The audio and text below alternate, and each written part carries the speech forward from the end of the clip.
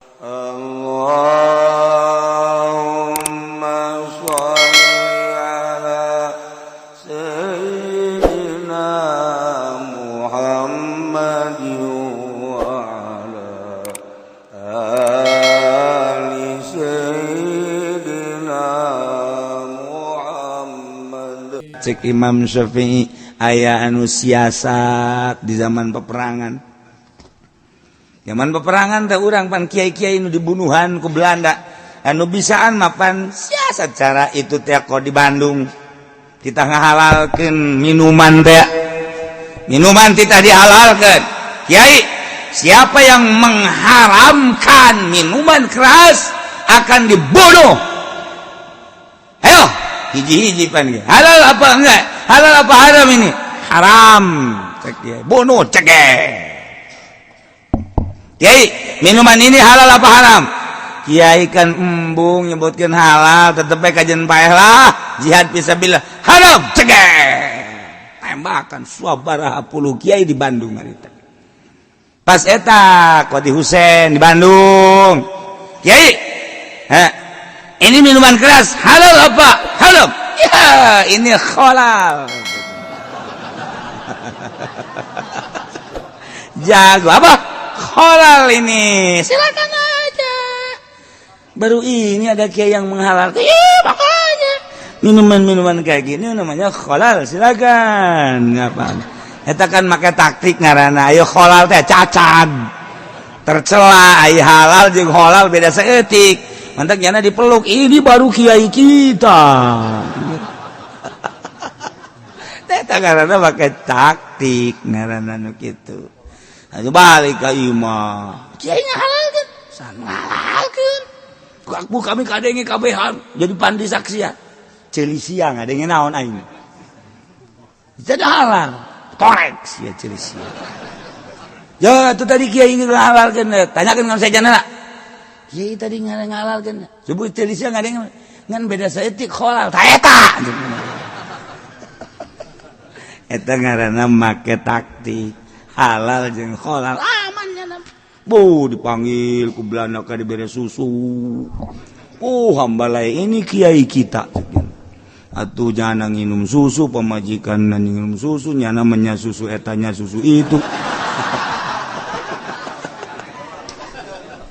Masyarakat dibere ku jana aya terus. Tenang jangnya eta ngaranna siasa. Loba gua ari nu dakwah ke gereja di zaman Semarupil Kurhi, Kutubul Aulia dakwah di gereja. Zaman kamari Gus Dur emang teu dakwah di gereja di kelenteng dakwahnya nama. Lain saasup-asupna ka kelenteng, lain saasup-asupna ka gereja.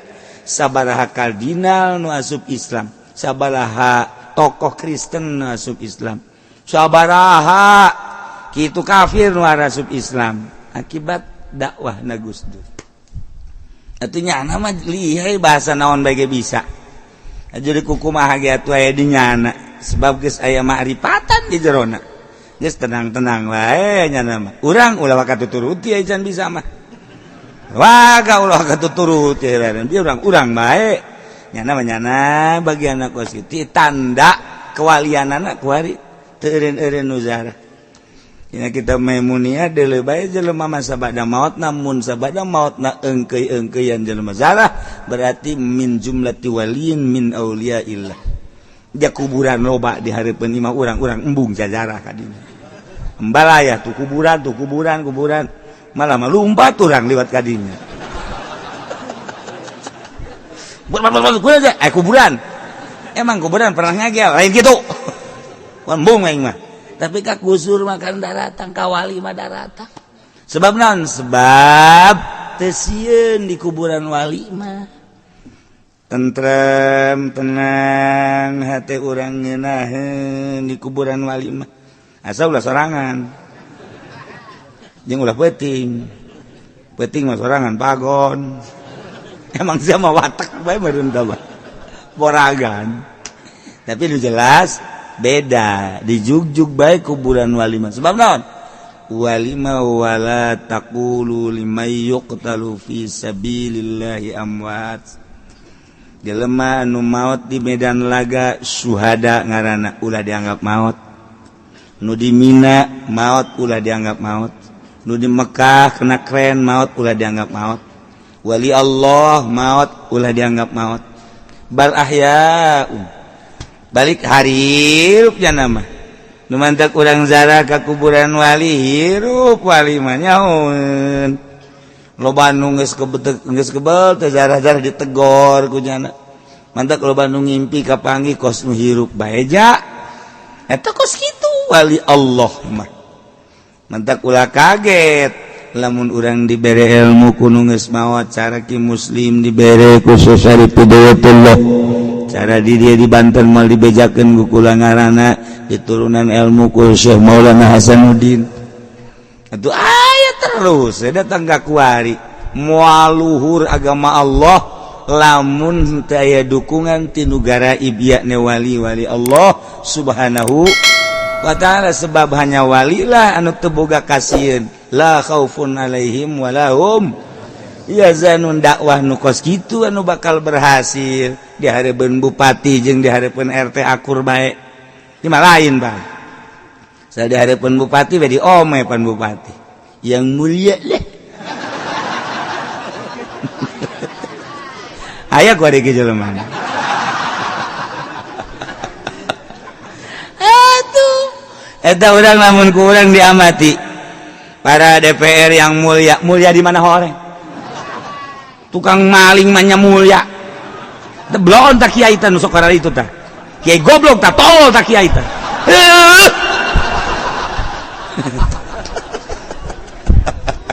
sadar urang para DPR yang mulia di mana muliana eta bakal titah tanggung jawab tah kiai nu ngamulia-mulia kos kitu di akhirat kiai ka dieu sia cek malaikat Zabaniyah nu manggil lagi Zabaniyah aya naon sia mulia-mulia DPR eta yang mulia para DPR yang mulia para pemerintah mulia naon sia goblok anu hambur-hambur ieu mah pada urang namanya ieu mah ngadaguan sapeker maksudna mun dibukakeun tak ku urang jaheuh mulia di mana manya pamalingan yang mulia nu kuduna ge kieu kiai teh ceramahna para DPR yang ranteun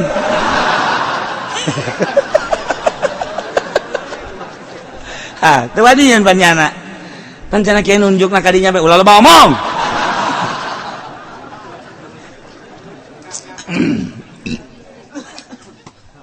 ya ngaji ka mana ya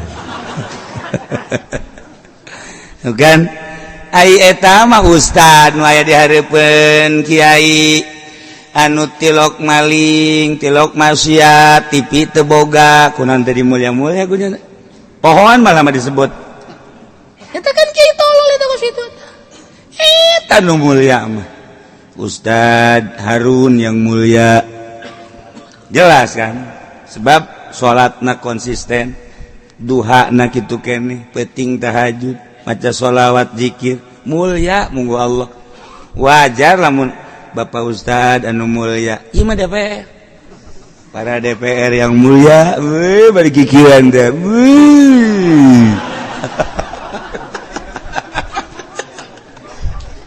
aduh kudu namanya namun cara tadi rantai eta bajingan negara tak DPR wah naon ieu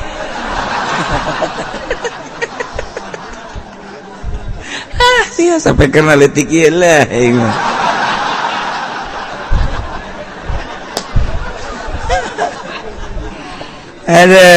Masya Allah wala tasih rame oge kitabnya Riddatu mukrohin teu samurtadna jelema nu dipaksa dina harti ulah dianggap jelema dipaksa murtad ulah dianggap ilu budak letik murtad ulah dianggap muedan murtad ulah dianggap lantaran goer mukallaf kitu keneh nu dipaksa ulah dianggap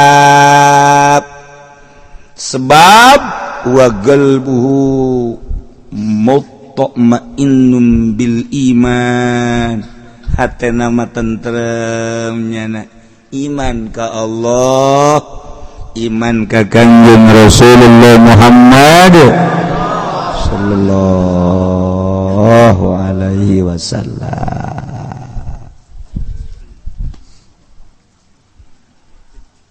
Rufi'al qalam diangkat pena ku malaikat teu dituliskeun jang saha jang nu dipaksa. Ieu dipaksa mah henteu tulisanana. Urang keur cicing di hareupeun imah jol bae aya bajingan dua nyekelan urang. Haju urang dibawa ka hiji perumahan kosong, urang diporosotkeun ternyata di dinya aya awewe geus sataranjang. Aya jablay. Nah urang teh diadukeun kunyana, diadukeun kunyana dipaksa urang tita ngasupkeun eta senjata. Dipaksa nyana dipaksa urang dikedengkeun dikitu kan. Nah tuh ya otomatis kan karena ge dipaksa atuh terjadi malah diangkat-angkat kunyana gitu. Tuh. Ya eta kumaha eta? Ya teu dipaksa. Dipaksa itu doraka teu naon. Mantap kaji pendi mah ngarep-ngarep aya nu maksa. Tolol jasa sama budak. Aduh, segala ngarep-ngarep. Sugan bae rada beda cenah jeung di imah. Kumaha teh kitu? Henteu teh doraka teh. Dipaksa mah rufi'al qalam angkat pena teu dituliskeun teu dicatet walau irtada fajun nazain murtad Zaid teh dewasa murtad gua cek nyana aing mah percaya aja pangeran teh Bunda Maria Isa Ruhul Kudus Tritunggal etawa ieu pangeran mah ieu naon yo Gajah Mada Brahmana eta pangeran-pangeran Hindu Buddha. Nah murtad berarti nyana kan di negara Islam lamun aya nu murtad panggil setelah panggil kita tobat lamun teu daekeun tobat bunuh. Eta negara Islam. Negara urang mah lain negara Islam, negara demokrasi. Pindah agama bebas. Di Salatiga mah di ditu saimah aya anu Kristen aya, adina Katolik, adina di Protestan, buapana Buddha, mana Konghucu wambalaya. Saimah beda agama. Belah itu deui eta di Salatiga mah parahnya sa Salatiga. Kula nyaho lantaran aya poncol di Salatiga teh. Poncol teh ya ieu nu nurunkeun sanad Bukhari Muslim di poncol. Ieu nu saantero na kuari nu ka Banten Jawa Tengah Jawa nu nurunkeun sanad Bukhari jeung Muslim poncol ayana di Salatiga. Malah ieu pasantren datet belah dieu gereja. Pak enteng-enteng orang di pengkolanana di gereja di itu gereja maha kawasa Allah ndek nenden mutiara sanad Bukhari jeung Muslim di tengah-tengah mayoritas Kristen. Tuh lagi kaget barang datang ya Allah pohara amat padahal ieu mutiara lawang sorga sanad Bukhari Muslim di dinya araya kabeh. Tapi orang mengkol tak kadinya tak ke pondok pesantren pas di pengkolan di gereja laletik belah ditu memehna gereja pasar belah ditu eta gereja deui lo asup ka jero memeh pondok pesantren di gereja deui Salah tiga mah kok sekarang itu salah tiga mah. Salah tiga mah Islam, Kristen, Katolik, saimah. Ya tadi gitu kok sekarang itu. Jawa tuh kok situ. Nah, Zaid murtad, Haju edan. Jadinya na murtad heula karak edan. Ieu kumaha ieu lam yuqtal fi jununi. Ulah dibunuh dina waktu keredan teu meunang. Antep tunggu sampai waras. Ikan lamun nyaritakeun di negara Islam, di negara urang mah tuh emang aman-aman bae. Ganti agama suah buah teuing, teu beragama ge suah buah teuing. Sabodo bae. Sabodo. Mun kamari presiden urang di Mekah dilarang ku Raja Salman. Dilarang masuk Mekah. Dilarang masuk Mekah. Ada apa ini? Padahal rakyatnya banyak di dalam di Mekah. Wajarlah presiden melayat ke sana. Tapi presiden minta identitas yang sesungguhnya. Sakitu bae. Ternyata tuh mana? Wallahu a'lam. Tuh, mantap ge. Hati-hati keur ieu ge. Aing geus ngocoprak bae ngomong. Sia tah gara-gara nama. Gara duit lah, anu lah. Kuari $4 hampir 15. Atuh ieu pan politik can jelas, ekonomi gitu kene. Komo kamari mah anu bebe jaga kula ge bari ceri kunaon. Aduh cenah warung kula ambruk, warung sia ambruk. Sia mah lain ku Jokowi ambruk bae kos kitu mah. Jam modang aja leutik atuh. Aing ngomong ambruk potongan totongan sia mah ulah nyalahkeun presiden. Tuh, lamun itu mah numboga perusahaan miliaran, triliunan nyaritakeun ambruk karena teu kauji jeung dolar pantes. Sia mah teu kudu presiden eta. Sasaha ge sia mah ambruk bae. Ih, cenah kiai kitu amat. Aing mah kitu bae ja. Aing teh datang ka kuah, datang ka iraha.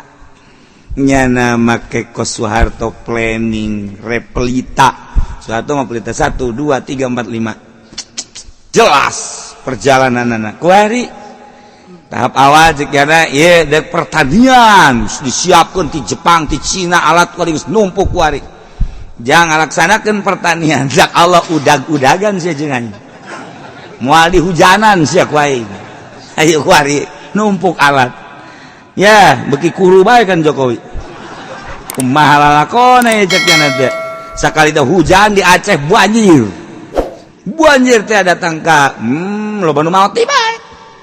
Teu kumaha coba hayu. Masya Allah. Kula mah ingat anu buta teh bae.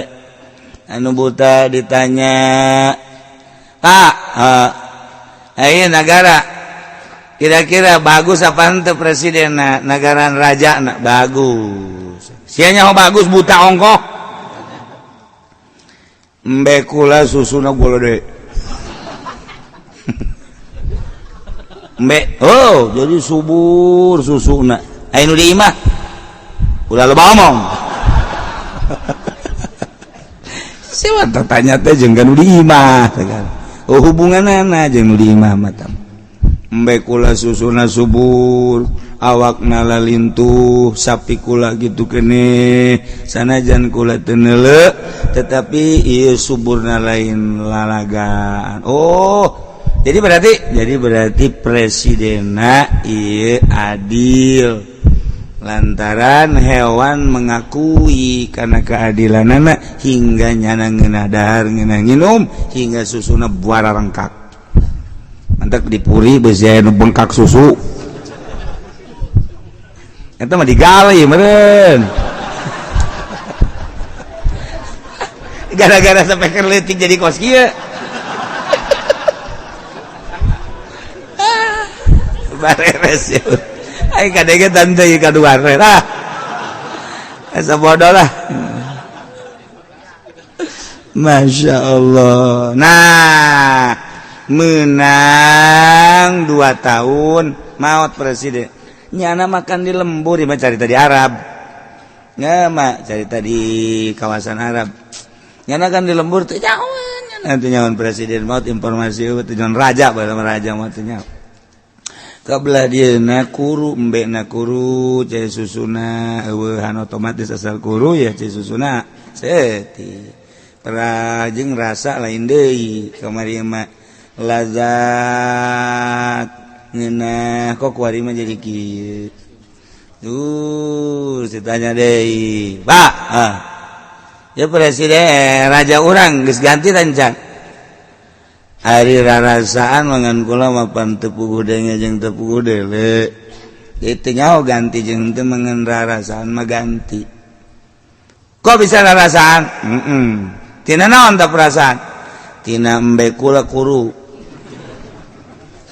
akibatna tina embe kuru cai susuna ge atuh karuru lah lamun diperes teh geus caian cenah teh boro-boro jang keluarga kula ge kurang Doh bener iya raja urang geus ganti kira-kira raja na ieu adil apa teu kok bisa nyaho teh adil tina embe jadi lamun raja adil embe subur cai susu subur raja teu adil jang dirina sorangan embe kuru eta kan dalil eta di kitab eta sama dongeng di kitab tam hampir sababaraha kitab sufi aya dongeng eta.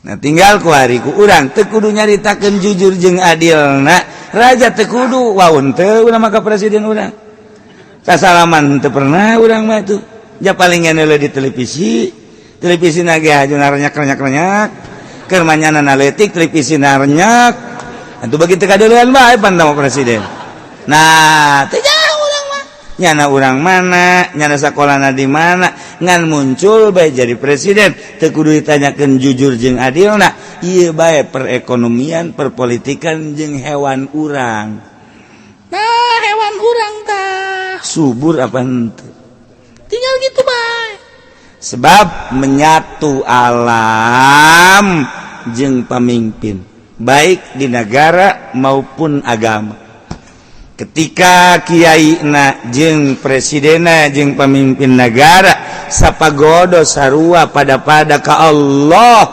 ieu alam bakal subur alam bakal ngadukung alam ulah disangka hubunganana alam jeung manusia mun batak disebut aya hubungan atupan urang teh alam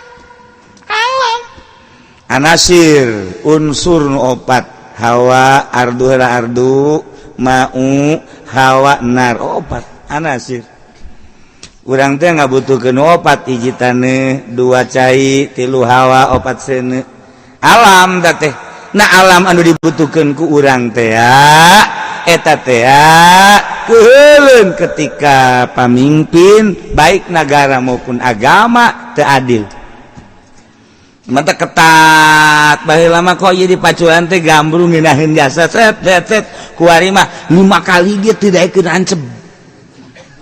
anceb sarua jeung aing embung dipaculan cak alam cak taneuh embung aing dipaculan embung sarua embungeun taneuh ge nah pan eta urang lamun leumpang aju urang teu make calana eta teh dongeng zaman sahabat ya dongeng supi urang leumpang make samping aju teu make calana apan eta teh bumi peureum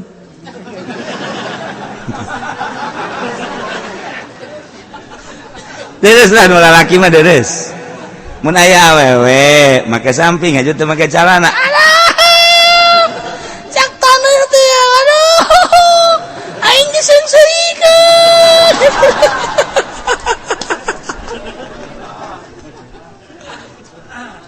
ya keur carita alam sarua alam teh neulekeun kan ka urang ya Allah ya Rabbi mantak sok bae geura urang asup ka imah jelema nu boga hutang hareurang kabawa alam teh kabawa ku situasinya urang datang ka imah ge hareurang urang asup ka hiji imah jelemana ibadah sering maca sholawat zikir teu boga hutang urang datang ka dieu ih tari isamat cek ini ini imah alam ngadoakeun tah kan teh sok urang datang ka jelema anu sok ngridit beuh hareurang ngajan kumaha ge dina diukna geprek we dia cai geus biak 5 gelas di esan malam baguna sia kunaon sih nginum deui nyaho ya hawa hareudang jasa cuma teu gering meureun nyaho aing jatilok kieu di imah aing mah tapi di dieu kunaon hareudang nginum deui nya make es deui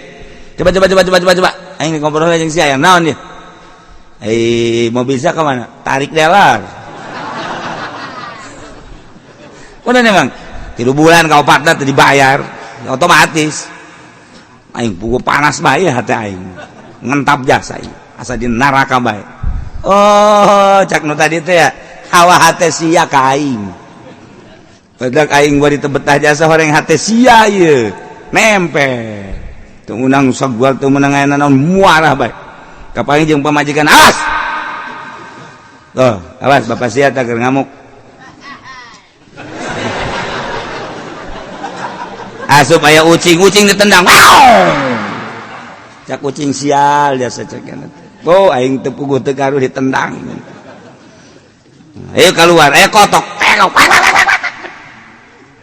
tendang kunyana aya anak leutik aya pajar embet cak mana anak sama anak cak aing anak embe gitu itu cuma gara-gara Masya Allah kari tuh kan situasi hati lain deui teu panas urang ka sisi imah kari itu coba ini ka sisi imah bu bareng datang ka sisi teh lawang nyengkleh lawang urang nanya ka pamenjakan bi ieu lawang rusak tah naon kamari tajong ku bapana meng ditajong anak kotok ditajong pemajikana ditampili tuh anaknya ge katajong di nu leutik keneh lawang nyengkleh udah teu panas eta situasina guys aing mah balik bae moal bebeja deui kanyana ya bebeja ngan bari ongkos ieu sakieu malah ngahutang meureun bener bae barang sia ka mana ari atuh bebeja ka aing eta tadi aing moal bebeja ari sia datang bebeja ai balik teu bebeja diuk semoga duit aing hutangna tuh bener bae jahanam ieu mah ieu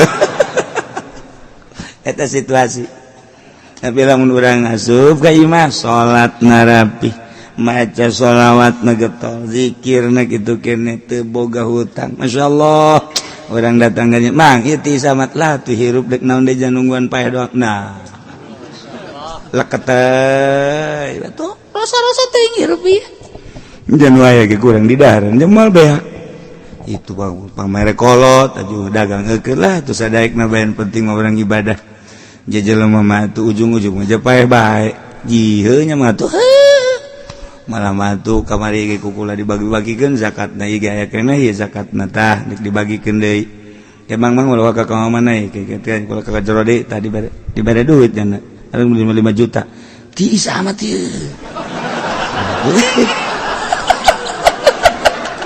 yo tuh deket isu mah tuh Masya Allah isu kula menang ka dia aduh masalah ya Allah nginahin jasa sana Masya Allah anak kula hiji mah santai lah geus teu kudu sarakol penting barisa ibadah bae ka Allah sapira hirup nungguan maut doang kurang kumaha deui urang syukuran ka Gusti Allah imah sakieu tegerna kitu keneh kendaraan kula mah geus tinggal salat ka imah maca sholawat ka imah geus lah dagang yang geus teu pati ieu teh geus sapira atuh urang kan dideuleukeun ku Gusti Allah tah leket